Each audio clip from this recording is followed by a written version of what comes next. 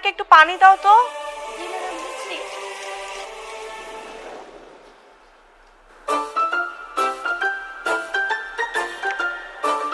কেন? কারণ তোমার পাশে অন্য কাউকে আমার একটা খিরে নাবিলা, শ্বশুর বাড়ি যাইতেছিস না কেন? বাপের বাড়িতে আর কতদিন পড়ে থাকবি? চল ব্যাগ গোছাবি, আজকেই তোর শ্বশুর বাড়ি রেখে আসবো। ওঠ। তোর সমস্যা কোথায়? আমার বাপের বাড়ি, আমার যতদিন খুশি আমি ততদিন থাকবো। তোর সমস্যা কি? মুখে মুখে তর্ক করছ আমার সাথে? এই মুহূর্তে উঠবি, চল ওঠ। আজকেই তোর শ্বশুর বাড়ি তোর দিয়ে আসবো, চল। বাবা একদম চিল্লাবি না। এই এই ওর হাত ধরে টানাটানি করতেছিস কেন? কি হয়েছে?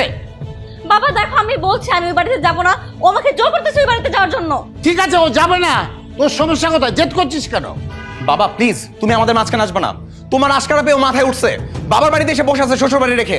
চুপচাপ আমার সঙ্গে যাবি, চল। বললাম না আমি যাবো না। কেন যাবি না? তোর জামাইয়ের সাথে ঝগড়া করতে আমাদের বাড়িতে বসে আছিস কেন? তোর জন্য মানুষজন ছিচি করতেছে, তোর জামাই আমাকে সারাদিন ফোন দেয়। এক্ষুনি আমার সাথে যাবি। আজকে তুই যদি না যাস না, তোর আজকে আমি মাইয়াই ফেলবো। ছাড় ওকে, ছাড়। না মা, ছাড় আমাকে। এই ছাড়। ছাড় আমাকে। ছাড়। ছাড়।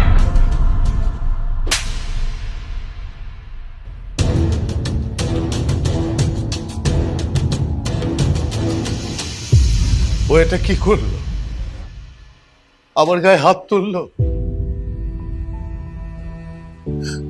দিন দিন ওর সাহস, স্পর্ধা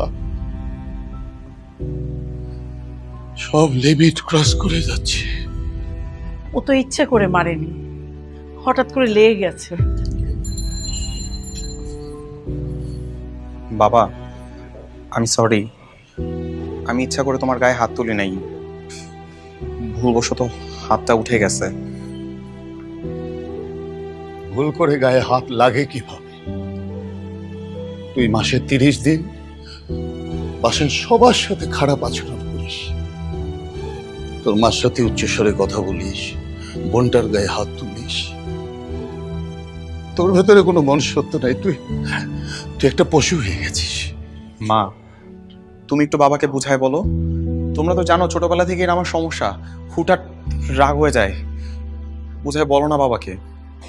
আমি একটা কথা বলি, ওকে বিয়ে